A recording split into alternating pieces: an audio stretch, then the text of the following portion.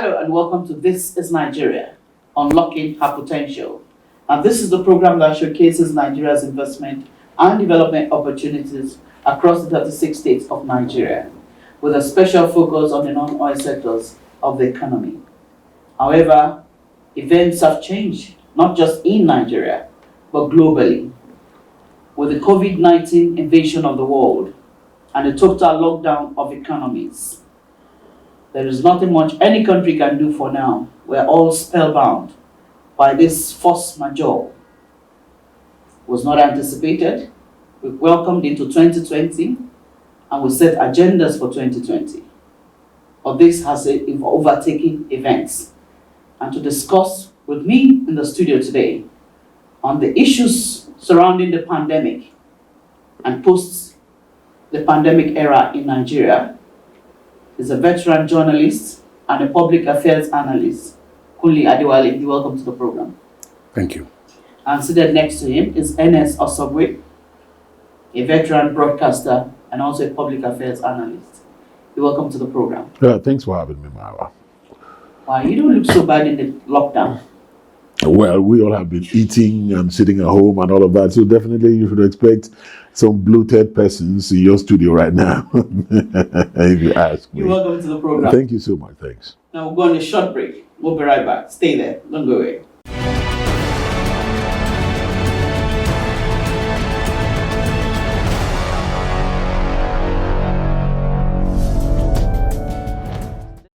Kunle, what is your assessment of this COVID-19 situation in Nigeria? Are we doing enough? Is government doing enough? Well, that would be quite subjective. If I were to say they're doing enough or they're not doing enough, I don't know if anybody can really do enough. The United States government is facing a lot of criticism at home because some people think the government is not doing enough. The same with Italy, the same with the United Kingdom, the same with Spain. And those are the places where you've had a lot of, you had huge losses in terms of human lives. So the Nigerian government is... better medical Yes, system. they have a better medical, they all have better medical infrastructure or in all of those countries. Now, the Nigerian government is doing what it can, and it is trying to get all the help it can in this situation. The biggest problem is not what the government is doing. The biggest problem is what the people are not doing. Okay. And when you look at it critically, you can't blame the people too much. There's a section of the people that you cannot blame too much, and those are the people in the informal sector whose livelihoods depend on what they do every day. The taxi drivers, the shoemakers, Okada riders, keke napep, hairdressers, all of those people constitute the informal sector. And if they don't go out for 2-3 days, they're in trouble. So it's difficult to tell them, stay at home, don't go out. They will tell you, look, if I stay at home, I will die of hunger. If I go out there, Corona will catch me. So either way, it's being stuck between the devil and the deep blue sea. That's exactly where the problem lies now with Nigeria. Plus the fact that there's also a section of the elite who think that COVID-19 does not really exist. It's just a scam. And the fact of the matter is, when you look at the death toll across the world, it's frightening. yeah. And I tell you that until it hits close to home, you may not actually believe that COVID-19 is. I've had a number of people who are close to me who have tested positive to COVID-19, and I know it exists because I know what they are going through right now. So the government can do more, definitely. Since you were talking about what government is doing, the government can do a lot more. And I'd like to say especially that the issue of traditional medicine, we shouldn't just go the whole hog with what the rest of the world is doing. We should take a second look at what our traditional medical, our tradomedical, let's merge that with scientific research and see, and see what we can bring out. Okay, let me put you on pause. NSS, what has been the effect of this lockdown? What do you see the private sector doing to make a difference? And then, in terms of how much has been done compared to the population of Nigeria, do you think we have maximized the results that we're getting? One thing you are back home in this season, everybody's on lockdown, so you have an opportunity to make an assessment of events, look at them critically. We have access, thank God, that cable television is still on, so you are able to assess what is going on in other parts of the world, and then you bring that down to what is going on in Nigeria. And then I discovered that one of the most challenged sectors in our country is my profession, journalism. And I discovered that my eyes were just opened suddenly to discover that the journalism we practice, and I've been practicing over the years in Nigeria, is just reportorial journalism. We don't do initiative journalism. Very few persons are doing what you call investigative journalism due to the terrain we have. I was on Twitter yesterday, soon after the NCDC gave a report of how many new cases have tested positive in Nigeria. And what did I get from that? There was a Twitter guy, I don't know him, I just ran into that Twitter handle, and they was talking about the scam, which he mentioned, of COVID-19, and that they are calling names. They've said Lagos is this number, FCT that number, and from as far as he was concerned, he doesn't know anybody who has it. He doesn't know anybody who knows anybody who knows anybody who has it. And as at now, how many thousands is from Lagos? How many thousands are in Lagos for him to know? And I sat back and I was laughing. In Lagos right now, there are less than 2,000 persons that have been diagnosed with COVID-19. And you have a population topping 10 million. How is it possible for you to notice 2,000 persons in the midst of 10,000 persons, in 10 million persons? So it's very, very, almost impossible. And then, lucky for me, I saw another handle where the breakdown of the number of cases per local government in Lagos was posted. And you could see some local government, 20. In a whole local government like Ikeja, you have 250. I lived in Ikeja for many years. Ikeja is an expanse of a local government. How do you notice 200 persons within that large expanse? So what I felt that government did not do enough is in terms of enlightening the people. There is a complete lack of information. And then, of course, the challenge for us journalists, which we had, is that we are fed with information with people in position of authority. They come to a press conference, they tell us. That independent investigation of finding out what is going on until the chief of staff to the president died, we never knew. He was in a private hospital. I called a friend of mine who was still active. How can't we find out where this man is and tell the people? We didn't until he died, and the people told us before the people knew. So what the people are asking is this: why are we not seeing these COVID-19 victims? Where are the people?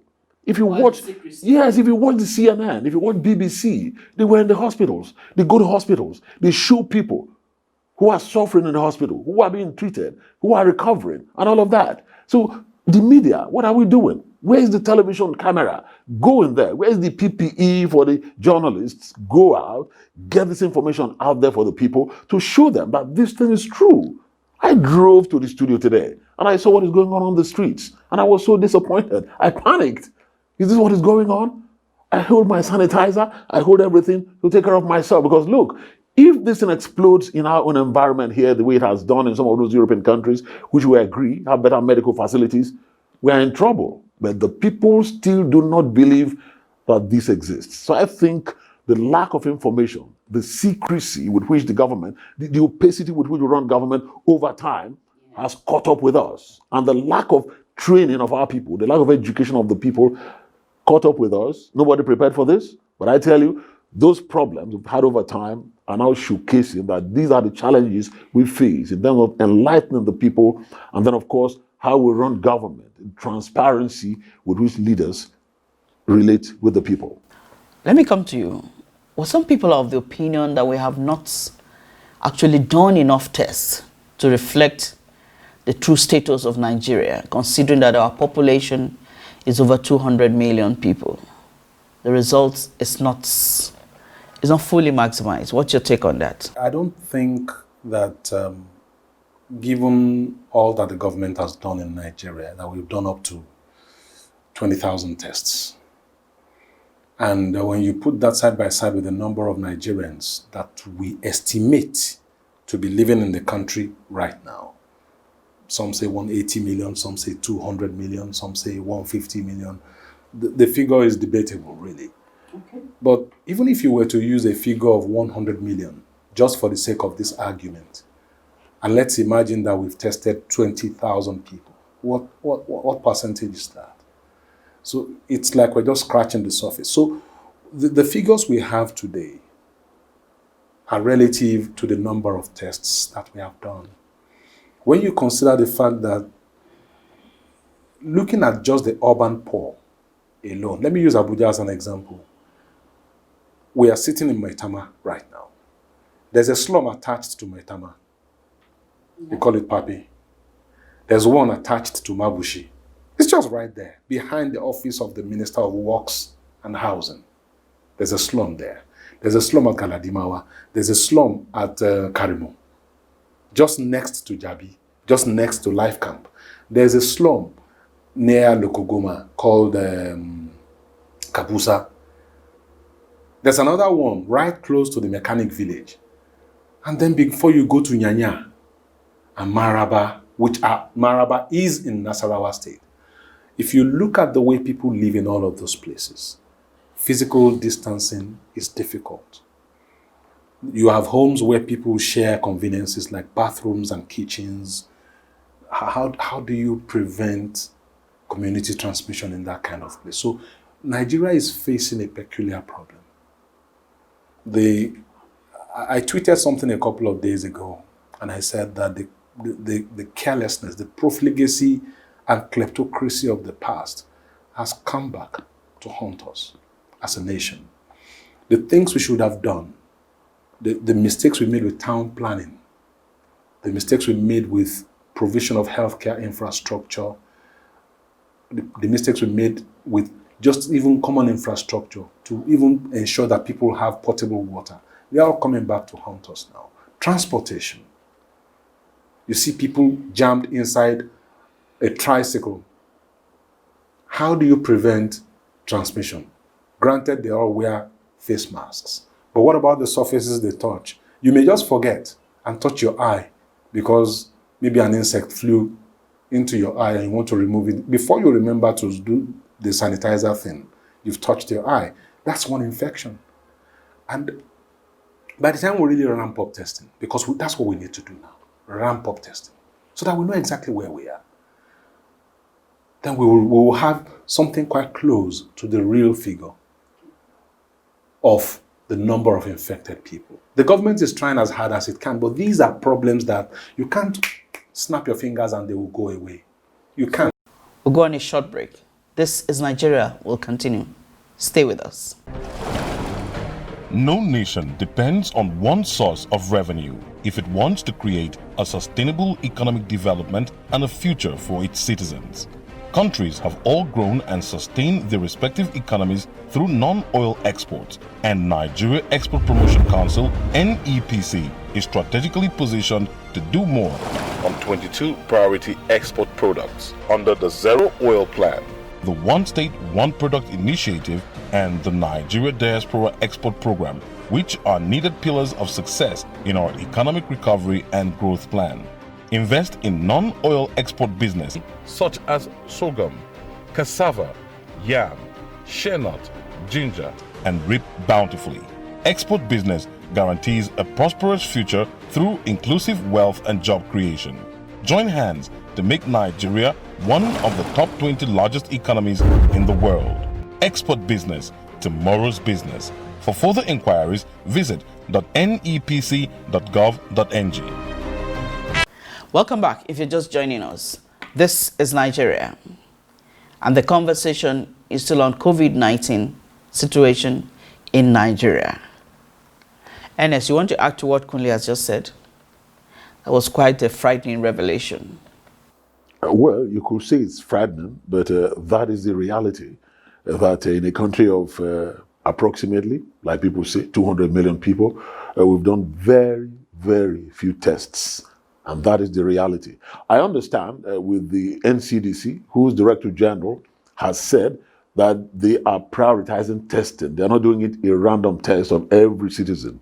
What they're doing is they are selecting people who show symptoms. They are selecting people who are contacts of people who have tested positive.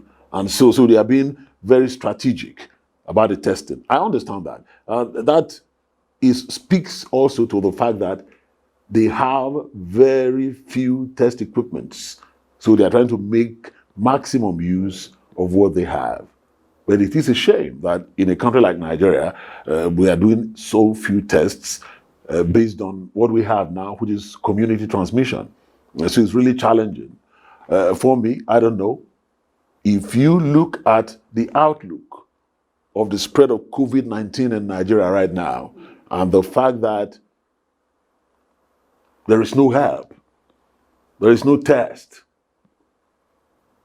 I think most of us should just be operating on the premise that I've got it already. I'm infected already. And then you begin to take certain steps to protect yourself and to do things. Just accept everyone I come in contact with is a carrier. And so when you leave that position, wash your hand. There are certain herbs people are taking for whatever reason to boost your immunity and things like that. I think that is the mentality every Nigerian should be operating now if we want to limit the effects of COVID-19. If not, if we are depending on government, right now, see, it's disappointing that our leaders, like Kunle mentioned earlier, so many things were left undone for so many years. They're just coming home to roost, like they say that the chicken has come home to roost. We don't depend on our people. Senegal has developed their own testing kit. Some African countries have discovered some things that can help them, and they've not recorded any deaths. We have talented, creative Nigerians who can do these things, but we have never relied on our people before. So we are waiting for the Western countries to tell us something is right before we use them. And if we keep depending on that, that means we don't have our own test kits. And people are getting infected on a daily basis. Like the scenario he painted of community transmission going on as we speak now. So, as I'm sitting here, I am telling you, in my own mind, I'm telling myself, Ernest, you have tested positive already. So just start taking care of yourself, doing those protocols to make sure that you are healed and you feel better. If not, if we're depending on what government is doing, I'm telling you, before you know it, half of our population will be wiped out and will just be sitting ducks. So every Nigerian, I'm advising you, if you know the necessary things to be taken to boost your immunity and all of that, please, let's ramp it up. Let's ramp it up. I think we should also get our medical or people that are innovative to think outside of the box and give us some, some new innovations to tackle this problem. I think it's a good opportunity for us to innovate. I think it's a good opportunity for us to correct a lot of mistakes of the past. And I'll give you just one example, because there are several. I think this is the time for corporate Nigeria to engage the academia. We've said a lot of stuff about things, but who is funding research in Nigerian institutions of higher learning? How much of a relationship do you have between town and gown? We have eggheads all across Nigeria. We have Nigerians who are doing extremely well across the world in various fields. If they know that the funding is there, you can just provide grants. For instance, a pharmaceutical company that manufactures certain drugs can ask a university that has a very strong pharmacy department to enter into research. There's a whole lot of stuff that they can do. Captains of industry should work out those modalities with the university dons, the administration of these universities, to find out where their strong points are and what they can do to help industry to improve. The private sector should pick up the gauntlet now. And then government should do what government should do. Do proper regulation. Ensure that you do not neglect one particular sector at the expense of another. You don't favor one at the expense of another. For instance, the tradomedical practitioners in Nigeria. Alternative medicine. You choose to call them alternative medicine. I call them tradomedical, because before Western medicine came, Africans had their own processes, medical processes that relied on herbs, on roots, on fruits, and things like that. And it worked. And to a certain extent, it worked. You cannot completely throw that away, because a lot of Nigerians still rely on these herbal mixtures. We could actually do something that will merge research methods with what these people have and see what we can get out of it. Madagascar has shown the way. Senegal is also showing the way. Nigeria can also do that. It's time for all those government agencies that deal with such things to work with these people. Don't just shut them down. Don't say they have nothing to offer. Let's see what they've got. Thank you very much, Kunle Adewale, for coming on to the program. Ernest Osogwe, thank you very much for coming on to the program. Now, the discourse has been on COVID-19, the impact of the lockdown in Nigeria. And we'll bring you the concluding part of this edition next week. Thank you for watching. God bless Nigeria.